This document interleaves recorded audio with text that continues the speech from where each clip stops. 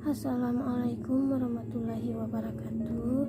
Saya Wafika Selaku akan menjelaskan materi mata pelajaran oceanografi, yang mana materi pertama itu pembagian jenis-jenis wilayah laut. Nah, secara letak laut dibagi menjadi beberapa bagian. Yang pertama itu laut tepian, yang mana berada di bagian tepian laut. Yang kedua itu laut pedalaman, yang mana berada dalam benua. Kemudian yang ketiga laut pertengahan, yang mana berada di antara dua benua. Kemudian penjelasan mengenai zona laut berdasarkan kedalamannya. Yang pertama, zona literal yang berada pada kedalaman 0 meter. Yang kedua itu zona neritik, yang mana berada di kedalaman 200 meter. Yang ketiga zona bahtial, yang mana berada di kedalaman 1800 meter.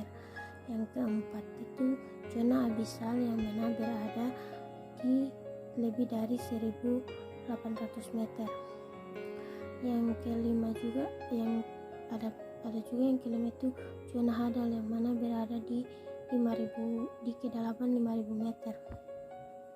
Nah, kemudian penjelasan mengenai zona laut berdasarkan kekuasaannya. Yang pertama itu zona laut ekonomi eksklusif, di mana negara lain memiliki kebebasan untuk berlayar serta pemasangan kabel pipa di bawah permukaan laut.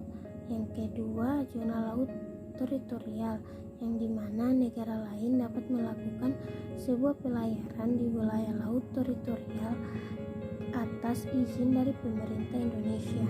Yang ketiga, zona laut kontinen, yang dimana sebuah negara lain memiliki hak dan wewenang untuk memanfaatkan sumber daya alam yang ada atau yang terkandung di dalamnya, dengan selalu menghormati dan tidak mengganggu suatu pelayaran internasional. Yang keempat itu zona laut bebas, di mana negara lain bisa melakukan sebuah pelayaran atas izin atau dengan izin. Kemudian materi selanjutnya itu mengenai pasang surut. Nah, biasanya pasang surut terjadinya pasang surut ini dikarenakan adanya sebuah gaya tarik dari bulan. Nah, bulan sangat berpengaruh pada gaya tarik dikarenakan jarak dari laut dengan pusat bulan dekat daripada pusat bumi ke pusat bulan. Nah, kemudian materi selanjutnya itu mengenai gelombang. Nah, ada pembagian gelombang terdiri dari yang pertama ada crash, di mana crash itu suatu puncak tertinggi suatu gelombang. Yang kedua itu throng, di mana puncak terendah suatu gelombang. Yang ketiga itu wavelength, yaitu panjang suatu gelombang. Yang keempat itu wave height, yaitu tinggi gelombang antara titik A ke titik B. Kemudian yang kelima itu wave period, di mana itu waktu yang ditempuh suatu gelombang. Yang keenam wave frekuensi, di mana jumlah gelombang yang terlewati selama 1 sekon atau per sekon.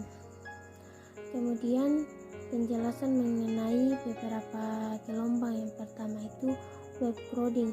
Wave crowding ini gelombang yang melambangkan seperti air menjadi lebih dangkal. Yang kedua wave height increases, di mana energi gelombang dan penurunan di kedalamannya mendorong air ke atas. Yang ketiga surf zone, yaitu di mana gelombang belakang bergerak lebih cepat dari depan gelombang menjadi terlalu tinggi dan pecah.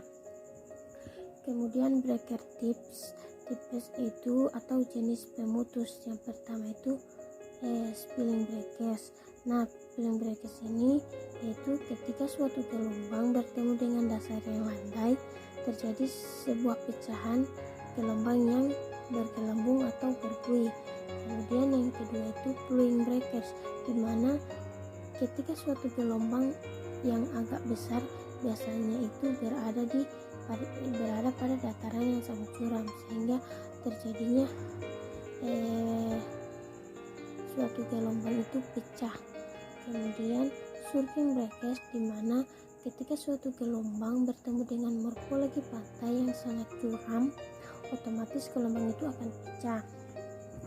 Kemudian materi selanjutnya itu mengenai laut dan iklim. Nah, penjelasannya mengenai angin darat dan angin laut. Nah, angin darat dan angin laut adalah angin yang bergerak dalam daerah daratan dan laut. Angin laut adalah jenis angin yang bergerak dari laut ke daratan. Nah, sebaliknya, pada malam hari daratan lebih dingin daripada laut. Saat itu udara bergerak dari daratan ke lautan, maka peristiwa ini disebut angin darat. Kemudian menjelaskan apa yang dimaksud dengan angin laut. Nah, kondisi ini membuat suhu di daratan lebih cepat panas daripada wilayah laut. Akibatnya udara di atas daratan akan bergerak naik. Kemudian udara dingin dari laut akan menggantikannya, sehingga terjadilah aliran udara dari wilayah laut ke daratan yang disebut sebagai angin laut. Nah, angin darat adalah jenis angin yang bertiup dari daratan ke laut atau angin lepas pantai yang berkembang di wilayah pesisir menuju malam hari. Angin darat adalah sistem angin lokal yang ditandai dengan aliran dari darat ke laut pada laut malam. Kemudian fenomena El Nino. Nah, fenomena El Nino ini merupakan peristiwa meningkatnya suhu air laut di Samudra Pasifik sepanjang Khatulistiwa secara drastis dari nilai rata-ratanya dalam jangka waktu tertentu. Sedangkan fenomena La Nina adalah suatu fenomena menurunnya suhu air laut di Samudra Pasifik sepanjang Khatulistiwa. Nah, penyebab terjadinya El Nino dan La Nina ini karena kedua fenomena terjadi akibat dampak pemanasan global yang mengganggu keseimbangan iklim.